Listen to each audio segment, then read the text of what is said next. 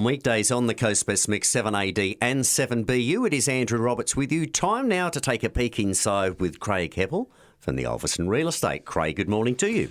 Good morning, Andrew. How are you on this wonderful day? Oh, yes. If you know what the day is like when you're inside a studio, you don't really know. No windows, one door. Well, we're in our own little bunker. Right. Today's episode is 60. Friends and real estate don't mix. They don't. And this is a cautionary tale about life and real estate. Mm-hmm. Never go into business with friends. Now, hands up if you've heard that statement before. I've heard it and I've been there. There you go. I heard it. However, about 28 years ago, I ignored it and went into a business venture with a former work colleague. Mm-hmm. And we've all had to learn our own lessons. And at this time, 18 months later, tens of thousands of dollars in debt and a fledgling business to run and grow, I learnt a big one. Was that real estate? No, it wasn't. No, okay. No, it was that pawnbroking business I talked about that time. Yes, you but did. It ended up being quite a success. Selfish and unscrupulous acts can be and are carried out by those who we think have our best interests in mind. People who are considered close to us, trusted friends, colleagues, even relatives. Well, you think that, wouldn't you? You would, but listen to what I'm about to tell you. Sadly, I've seen many business ventures fail because two or more friends or acquaintances saw an opportunity and invested time, effort, money and energy into it, only to see the venture crash because there was no structure of leadership or clear roles in place, culminating in distrust, poor communication and a complete breakdown of all components within the business. Why I'm sharing these lessons I learned about business and relationships is transferable to real estate. Of course it has to, because you're talking to so many people. They all want to get in your pocket to be your best friend. In a way. Yes. So I'll explain. Investors. Now, investors are people who buy property and derive an income from the rent paid by tenants. And need to understand that they are actually buying a type of business. They're earning an income. They invest their capital into an asset which produces cash flow, leading to profit or ultimately growth in the value of the asset over time, which is called capital growth. Right. Yep. The cash flow comes from the payment of the rent by the tenant.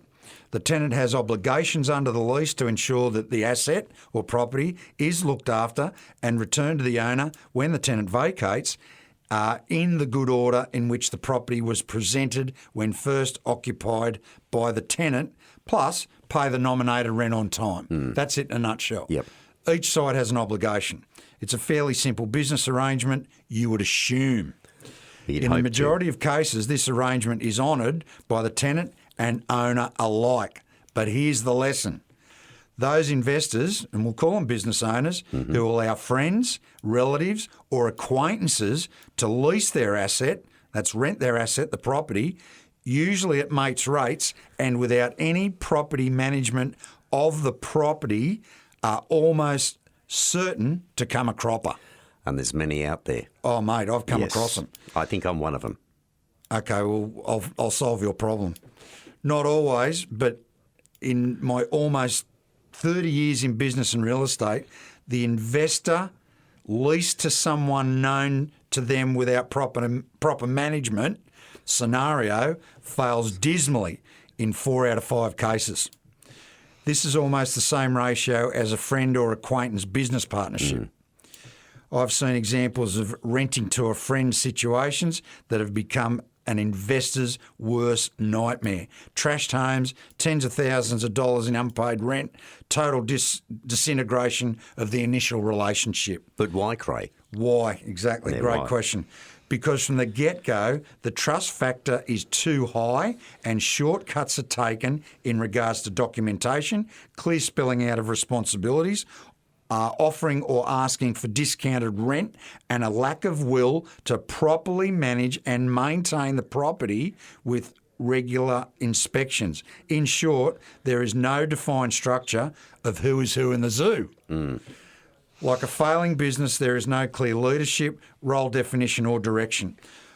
All required tasks are ad hoc or non-existent, and as the situation deteriorates, no one is willing to stand up and rectify what is about to break or be broken. So if you decide to buy a property for investment purposes and intend to install someone you know as your tenant, make sure of these few basic undertakings. Number one, always sign an official lease with clear dates and expectations inserted. Number two, take a full 4-week or more bond, that's a 4-week bond, and lodge it with the state rental authority. Mm-hmm. 3, ensure the tenants pay true market value for the rent, the weekly rent. True market value, mates rates, not on. Yep. Number 4, if the rent falls 1 week behind, I'm talking 1 week, bring it to the tenant's attention and ask for immediate rectification. 5, carry out 3 monthly, so that's quarterly. Carry out quarterly inspections and bring any issues that concern you to the tenant's notice for immediate rectification. Mm-hmm. And number 6, if the tenant reports any maintenance issue that needs fixing, you as the landlord need to do it as soon as possible. So if you're investing, treat it like a business from the very beginning. Being too kind to someone close to you who wants to share your asset can lead to an experience you thought you might only see on a current affair. Where do we go from there? Where do we go? Do your due diligence, do it properly. Craig, sounds very interesting. Friends and real estate don't mix. They certainly don't. No, they don't. And business. True. Another great episode. Thanks, mate. Talk to you next Thursday. You will. Okay, Craig Heppel there with a peeking side from the Alveston Real Estate. Happens every Thursday at 11:20. This is Weekdays with Andrew Roberts on the Coast Best Mix 7AD and 7BU.